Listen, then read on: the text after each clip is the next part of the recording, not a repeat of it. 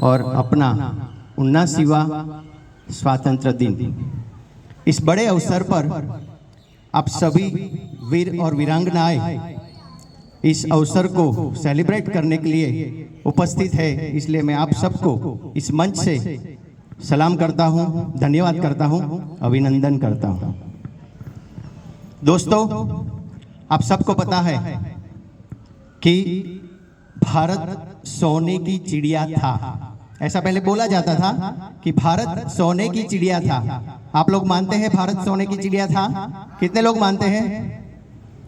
दोस्तों, मैं इससे आगे बहुत कुछ बताना चाहूंगा आपको कि भारत सोने की चिड़िया था, लेकिन अब भारत 100 गुना सोने की चिड़िया बन चुका है। सोने की चिड़िया बन चुका है। कैसे? दोस्तों, इस भारत देश में बहुत सारे लोग आए। 1250 साल का, ना कि 100 साल 200 साल का हमारा गुलामी का समय नहीं है। 1250 साल हम लोग एक या दूसरी तरीके से गुलाम हुए थे।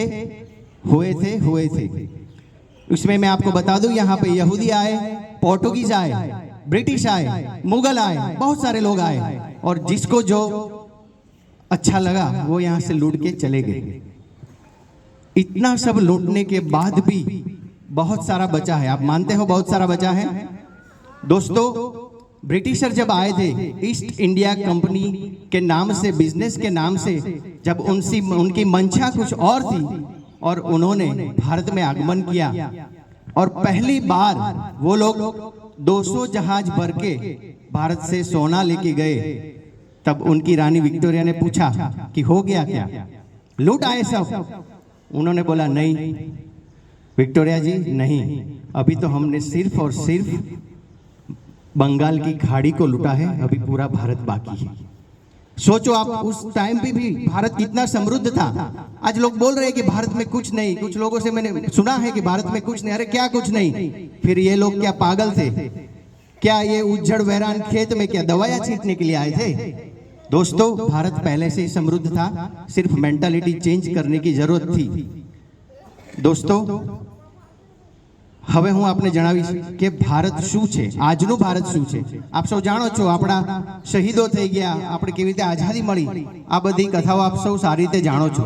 પણ હવે આનાથી આગળ મારે કહેવું છે કે ભારત શું છે। શું ભારત કાશ્મીરથી કન્યાકુમારી સુધી 3786 કિલોમીટરમાં ફેલાયેલો એકમાત્ર ભૌગોલિક વિસ્તાર છે? ના દોસ્તો, ભારત એ ભૂમિ છે કે 22 એપ્રિલ 2025 ના દિવસે કાશ્મીરમાં થયેલા કૃત્યને જ્યારે ભારતમાં વસતા એક નાગરિક એની પીડાને સહન કરી, એ દર્દ થયો એક નાગરિકના દિલમાં, અને 7 મે 2025 ના રોજ જ્યારે આપણા ગૌરવવંતા, ખમીરવંતા સૈન્યએ દુશ્મન દેશ પર સ્ટ્રાઇક કરી અને આતંકવાદી પ્રવૃત્તિનો બદલો લીધો, આ છે આજનું ભારત, આ છે પવિત્ર ભારત, આ છે આજનું મોડર્ન રાષ્ટ્ર। दोस्तों, શું તમે માનો છો કે આજે વિશ્વમાં જે 2-3 टॉपिक ચાલી રહ્યા છે, जो लोग हमें टैरिफ और न्यूक्लियर की धमकी से डरा रहे हैं, वो लोगों को पता है क्या कि ये भारत वो भारत नहीं है जो पहले रोटी, कपड़ा और मकान की मुहिम चलाता था, जो पहले सिर्फ अयोध्या का रथ चलाता था। उनको मैं आज इस मंच से बताना चाहूंगा कि ये मॉडर्न भारत है। समय आने पे मंगलयान भी उड़ाता है, चंद्रयान भी उड़ाता है, और जरूरत पड़ने पर ब्रह्मोस मिसाइल भी चलाना जानता है। दोस्तों, ब्रह्मोस मिसाइल भी चलाना जानता है। दोस्तों, आ बात થઈ ગઈ આપણી ખમીરીની, આપણી ગૌરવની, પણ સાથે સાથે ભારતમાં અતૂટ પ્રેમ, અતૂટ લાગણી પણ સમાયેલી છે। આપ સૌ જાણો છો, શું તમને લાગે છે કે ભારત માત્ર એટલે હિમાલયની ઠંડક? ના દોસ્તો, ભારત એટલે આખા વિશ્વને યોગ ગુરુ બની, યોગ થકી એમના સમગ્ર જીવનમાં આધ્યાત્મની ઠંડક આપવાવાળો દેશ, એટલે આ મારો ભારત દેશ। દોસ્તો, એટલે આ મારો ભારત દેશ।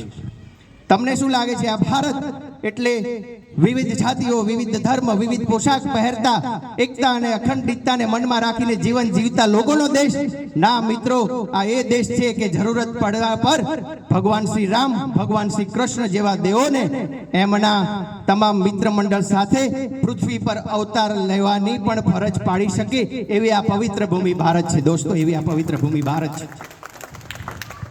મિત્રો, આજે વૈશ્વિક સમીકરણો ખૂબ જ બદલાઈ રહ્યા છે. આપ સૌ જાણો છો કે ક્યારે કોણ કોના ખોળામાં બેસી જાય છે એ આપ સૌ જાણો છો. આ બધી મુહિમ લોકલ અને ગ્લોબલ લેવલ પર ખૂબ સારી રીતે ચાલી રહી છે. પણ હું આપને જણાવું કે 2025નું વર્ષ અનિશ્ચિતતાઓનું વર્ષ છે દોસ્તો. આ અનિશ્ચિતતાઓ, આ પડકારોનો સામનો કરજો. બધા સમીકરણો આપોઆપ સેટ થઈ જશે અને આ ભારત જે મેં બતાવ્યું એ રીતે 100 ગુની જે સોને કી ચિડિયા છે એ કદાચ 1000 ગુની સોને કી ચિડિયા બનવા જઈ રહી છે. મિત્રો, આપણને ખ્યાલ હશે કે અત્યારે જીડીપીની વાત ચાલી રહી છે. અત્યારે કદાચ ભારત મારી જાણકારી પ્રમાણે વિશ્વ નંબર 3 પર છે અથવા એના તરફ પ્રયાણ કરી રહ્યું છે. ત્યારે મારે આપ સૌને આહવાન કરવું છે કે આવનારા દશકમાં અત્યારે જે રીતે તમામ ભારતીયો ગવર્નમેન્ટ સાથે કદમથી કદમ મિલાવીને કામ કરી રહ્યા છે, મને કોઈ શંકા નથી કે કદાચ 2035 સુધી વિશ્વની નંબર 1 જીડીપી, વિશ્વની મહાસત્તા પણ બની શકે છે. દોસ્તો, આપ સૌનો એટીટ્યુડ અને એપ્રોચ આ દિશામાં પોઝિટિવ રાખજો.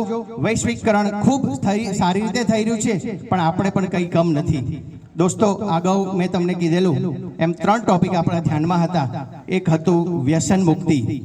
મને ખુશી છે આ જોઈને કે વ્યસન મંડળીઓ હવે ભજન મંડળીઓમાં કન્વર્ટ થઈ રહી છે. ત્યારે આનંદિત છું કે મેં બીજી વાત કરી હતી મોબાઈલ મુક્તિની. બહેનો અને બાળકોને ખાસ કરીને મને આશા છે કે એ દિશામાં પણ તમે પરિવર્તન લાવ્યા હશો. ત્રીજી વાત કરી હતી મેં આપણા છોકરાઓમાં સ્પોર્ટ્સ અને આપણી હેલ્થનું ધ્યાન રાખો. તમને યાદ હશે કે મેં એ પણ વાત કરી હતી કે આપણે નજીકના ભવિષ્યમાં ઓલિમ્પિક અને હવે આપણે કોમનવેલ્થ પણ આયોજન કરવા જઈ રહ્યા છીએ. ત્યારે મારી આશા અને ઈચ્છા છે કે અહીંયાથી પણ કોઈ બાળક એમાં ભાગીદાર બને અને અવિરાહી અને અમદાવાદનું નામ રોશન કરે દોસ્તો. વૈશ્વિકરણમાં અત્યારે એકમાત્ર ટ્રેન્ડિંગ ટોપિક છે and that is AI, artificial intelligence. બધા જ લોકો આપણે નામ સાંભળ્યું હશે. હું તમને જણાવી દઉં કે એઆઈમાં આજે ચેટબોટ, ચેટ જીપીટી, ડીપસીક, પરપ્લેક્સિટી આવા બધા કંઈક નામ આપણા કાન પર અથડાયા હોય અથવા કંઈક વાંચવામાં આવ્યા હોય. તો આ બધું શું છે મિત્રો? દરેક ક્ષેત્રમાં એઆઈની ક્રાંતિ આવી રહી છે. હવે એઆઈનું નામનું બાળક એ બાળક નથી, એ યુવા અવસ્થામાં પ્રવેશી ચૂક્યું છે. હું તમને આગાહ કરું છું કે ઝડપથી એઆઈનો પોઝિટિવ યુઝ કરતા શીખી જજો. એઆઈને કેવી રીતે યુઝ કરવું એના માટે ઘણી બધી ઓનલાઈન ટ્રેનિંગ ચાલે છે, ઓફલાઈન ટ્રેનિંગ ચાલે છે, વિડીયોઝ પણ છે.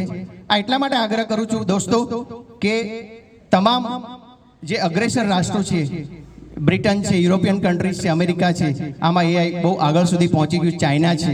આપ સૌને ખ્યાલ હશે કે હમણાં જ ડ્રાઈવરલેસ ટેક્સી યુએસએમાં ચાલતી થઈ ગઈ. પણ દોસ્તો સાથે તમને એ પણ ખ્યાલ હોવો જોઈએ કે એક વીક પહેલા હૈદરાબાદમાં પણ ડ્રાઈવરલેસ બસ ચાલતી થઈ ગઈ છે.